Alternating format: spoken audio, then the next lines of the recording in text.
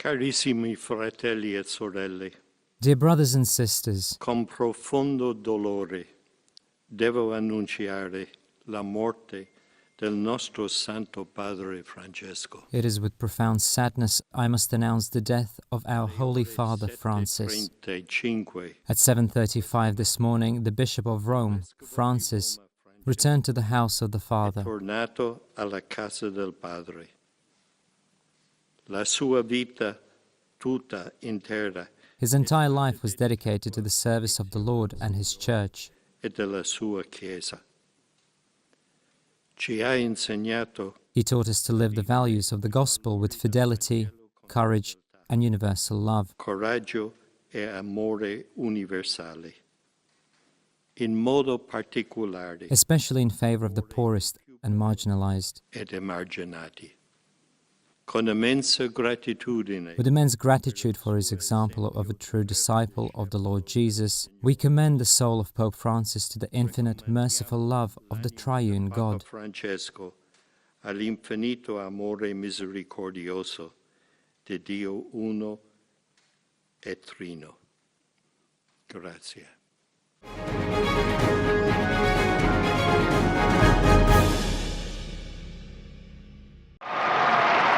Pope Francis has died aged 88, the Vatican said on Monday. Devo annunciare It is with profound sadness I must announce the death of our Holy Father Francis. Francis was the first Latin American leader of the Roman Catholic Church. He had suffered a serious bout of double pneumonia this year, which left him hospitalised for 38 days. But his death came as a shock after he had been driven around St. Peter's Square in an open-air Popemobile to greet cheering crowds a day before on Easter Sunday. It was his first prolonged public appearance since being discharged from Rome's Gemelli Hospital on March 23rd. Jorge Mario Bergoglio was elected Pope on March 13, 2013. He became a global superstar, drawing huge crowds on his many foreign travels as he tirelessly promoted interfaith dialogue and peace, taking the side of the marginalised. World leaders paid tribute to Francis, praising his efforts to reform the worldwide church and offering condolences to the world's 1.4 billion Catholics. Italian Prime Minister Giorgia Meloni mourned the departure of a, quote, great man, a great shepherd. At the Vatican, tourists and pilgrims visiting for Easter expressed their shock and grief. It's a great disappointment, a great loss. A man who has innovated the church and a man who has left a great mark. And this, his absence, causes great pain. I live in Milan and I'm here for Easter. And I find it very significant that the Pope has died during Easter or the Easter weekend. I'm from Argentina. The Pope is Argentinian, so it has quite a bit of significance for us.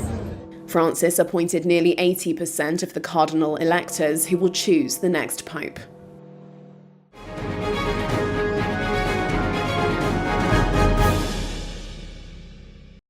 Donald Trump has Federal Reserve Chair Jerome Powell in his sights, and that has markets rattled again.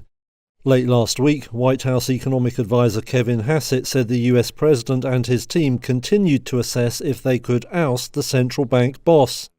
Trump himself has accused Powell of being too slow to cut rates and said his termination cannot come fast enough.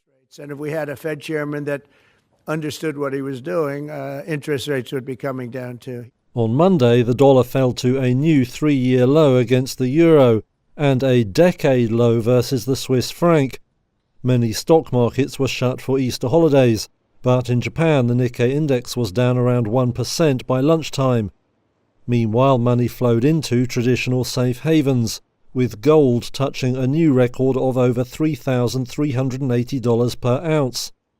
Legal experts say it's not clear whether Trump has the power to sack Powell. A case now at the Supreme Court over the firing of 2 federal Labour Board members is being closely watched to see what precedent it sets. Powell has said the law does not permit his removal, and he won't go even if Trump asks him to. So our independence is a matter of law. He has said he is determined to serve to the end of his term in May next year. Investors are concerned that political pressure on the Fed could undermine its credibility just as it faces some tough decisions. Powell has said Trump's sweeping global tariffs are likely to raise inflation and slow growth, leaving the bank with a tough call on interest rates.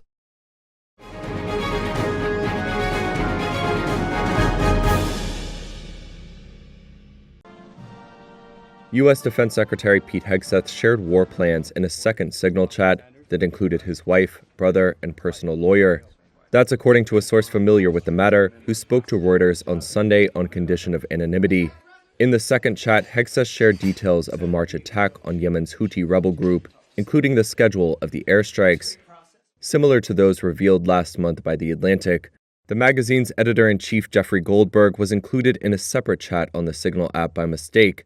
The embarrassing incident involved all of President Donald Trump's most senior national security officials. The source said the second chat included about a dozen people and was created during Hegseth's confirmation process to discuss administrative issues. Hegseth's wife, Jennifer, a former Fox News producer, has attended sensitive meetings, according to images the Pentagon has publicly posted. His brother is a Department of Homeland Security liaison to the Pentagon. The revelations come at a particularly delicate moment for Hegseth, with senior officials ousted from the Pentagon last week as part of an internal leak investigation. One of Hegseth's leading advisors, Dan Caldwell, was escorted from the Pentagon after being identified during an investigation into leaks at the Department of Defense. 2 less senior officials were fired on Friday.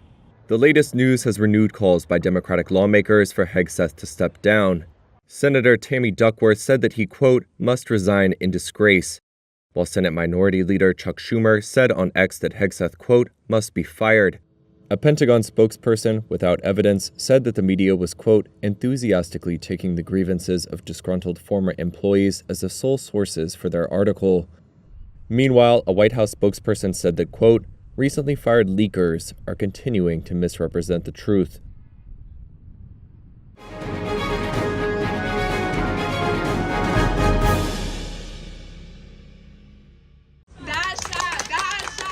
A Russian court has handed down a jail sentence of 2 years and 8 months to 19-year-old Daria Kozyreva, an activist who used 19th century poetry and graffiti to protest against the conflict in Ukraine. Kozyreva pleaded not guilty, calling the case against her one big fabrication, according to a trial transcript compiled by Mediazona, an independent news outlet. I believe she should have been acquitted. Although the term she was sentenced to is so insignificant, this is still real imprisonment. I thought that the shift which this criminal case had undergone was bringing us closer to freedom. I don't know. I can't analyze it now. We will examine the verdict. Most likely we will appeal it. A Reuters witness in the court said she was found guilty of repeatedly discrediting the Russian army.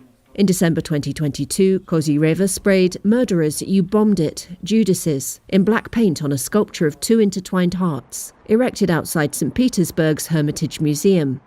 The symbol represented the city's links with Mariupol, a Ukrainian city largely razed to the ground during Russia's months-long siege.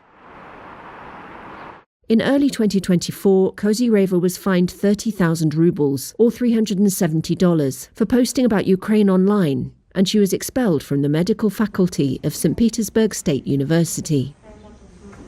She is among an estimated 234 people imprisoned in Russia for their anti-war position, according to a tally by Memorial, a Nobel Prize-winning Russian human rights group. Addressing the court on Friday, Kozyreva said, "I have no guilt. My conscience is clear."